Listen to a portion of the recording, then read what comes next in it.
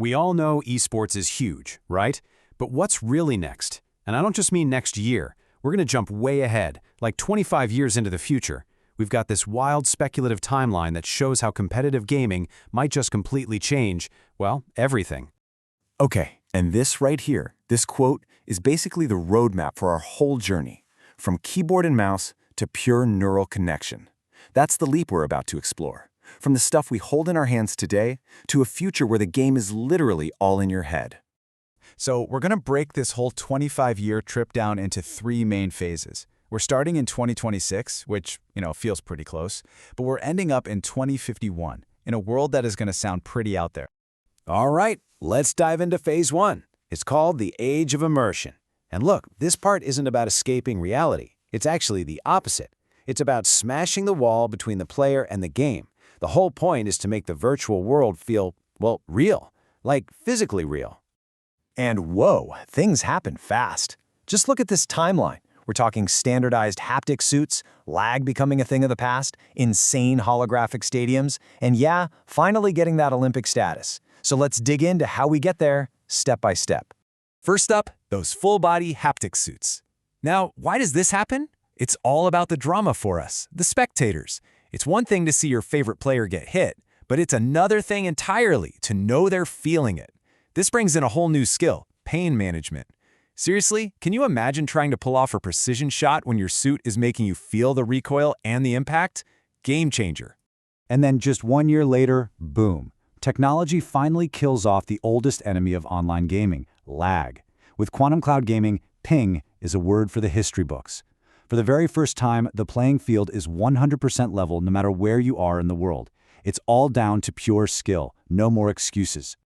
So what happens when the game feels real and plays perfectly fair? Well, the audience just explodes. We're talking massive, stadium-sized crowds. I mean, how big?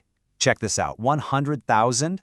That's 100,000 people in a single arena. But get this, they're not staring at some giant screen. Nope, they're looking up, watching these enormous holographic avatars battle it out in augmented reality, right over their heads. It's this kind of massive spectacle that finally gets everyone on board and leads to esports' biggest validation yet. Okay, but it doesn't stop there, not even close. Let's jump into phase two. We've mastered feeling the game, now it's time to think the game.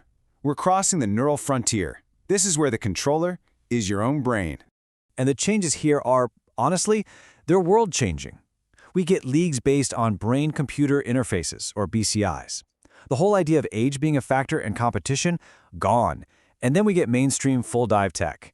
And yeah, with great power comes some seriously shady new ways to cheat. This right here shows you just how much everything changes. In 2038, a 72-year-old wins a world championship. How is that even possible? Well, with BCIs, how fast your fingers move doesn't matter anymore. It's all about how fast you think. It's about strategy, tactics, and a lifetime of experience. And those things, they don't get old. Then, only 2 years later, we get full dive.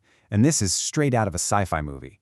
It's not just about controlling an avatar with your mind. You literally become the avatar. Your consciousness is uploaded into the game, while your real body is just medically paralyzed, kept safe.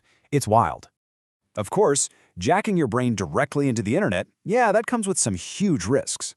A terrifying new kind of cheating shows up, sensory hacking. Just picture it. You're in the championship match, it's match point, and suddenly, bam! Your opponent sends a signal that creates a flash of blinding phantom pain in your head. Instantly, knowing how to defend your own mind becomes the most important skill you can have.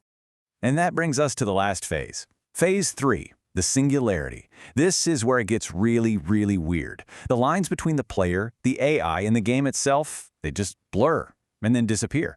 And trust me, the fallout from this goes way beyond just who wins a video game. So what does this era look like? You've got human-AI hybrid teams. You have megacorporations settling their disputes not in court, but in the arena. And esports becomes the official recruiting pool for the military. It all builds up to a championship that, well, it barely even resembles reality as we know it. So let's talk about these teams. They aren't just a bunch of humans anymore. They're synthetic minds. Think of it like a two-person pilot team sharing one body. You've got the human bringing that gut instinct, that creative spark you just can't program. And then you have the AI, running all the numbers, calculating every possible outcome in a split second. It's the perfect partnership. And this is where it all gets kind of scary. By 2050, it turns out that the skills needed to be a top gamer, making decisions at the speed of thought, navigating these insane data worlds, are the exact same skills you need to pilot next-gen drones and run cyber warfare. So, the top 100 players in the world, they're not just stars anymore. They're literally the most valuable military recruits on Earth. But here's a really important point. Not everyone on the planet jumps on this bandwagon in the same way. Not at all.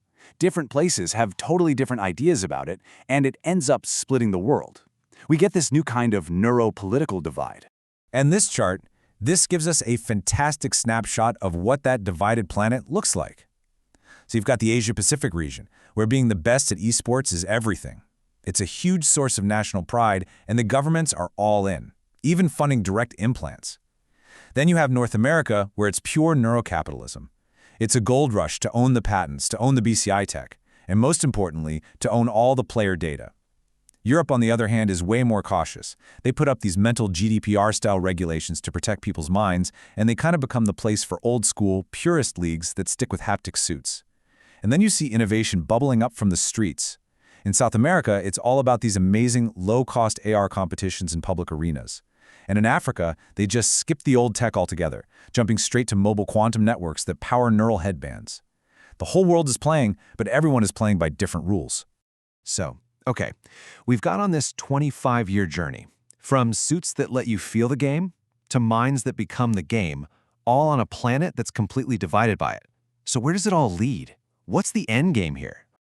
This final quote just nails it. The competitor isn't a player anymore, they're a high-flying data pilot. And in this future, the ultimate weapon isn't a bomb or a jet, it's the human mind, trained to compete and wired directly into the machine. And that leaves us with one last big question to chew on.